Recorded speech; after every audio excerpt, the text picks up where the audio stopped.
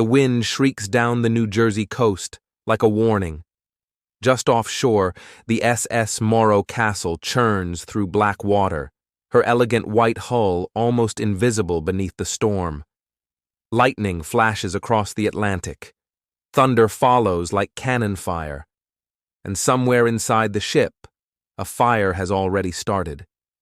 It begins in the writing room, an odd place for an inferno. A puff of smoke, then a tongue of flame rising fast. Within minutes, it spreads like it knows the ship by heart. Polished mahogany walls, shellac-sealed paint, oil-soaked ropes, everything it touches, it consumes. Up above, the bridge is already quiet. Captain Robert Wilmot, only 54, steady and respected, is dead.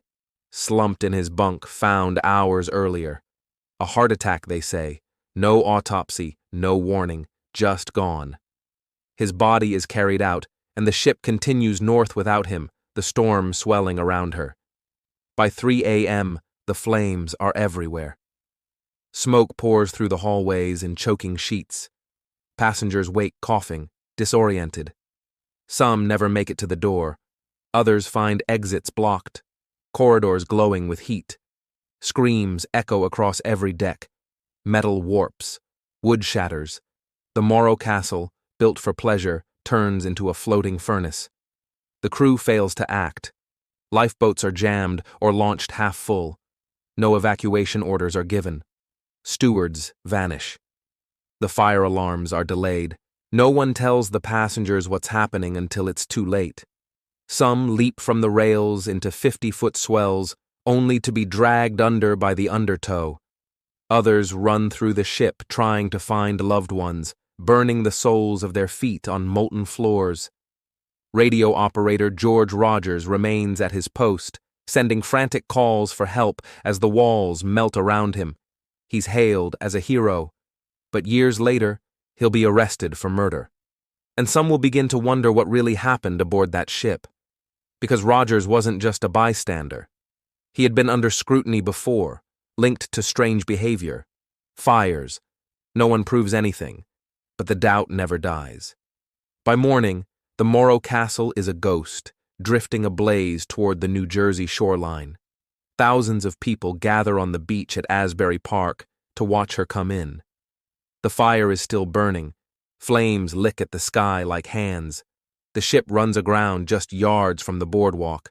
Bodies float in the surf. The stench of charred flesh clings to the wind. Rescuers paddle out to retrieve the living and the dead. One survivor, wrapped in a blanket, says he watched the man next to him burst into flames. Another claims he heard a crewman laugh as he lowered an empty lifeboat. No two stories match. No one feels safe.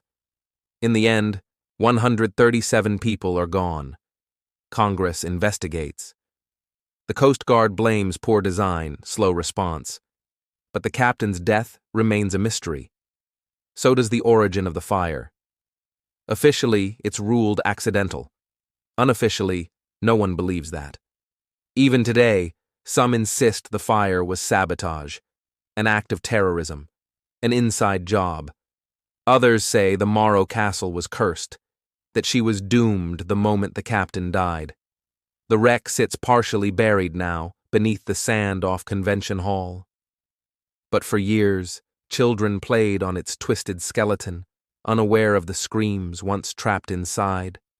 Tourists took photographs. Local kids dared each other to climb aboard. No one knew what to make of it, only that something had gone wrong, and no one ever truly answered why. Thank you for listening to The Sunken Ledger. Subscribe for more lost stories from the depths.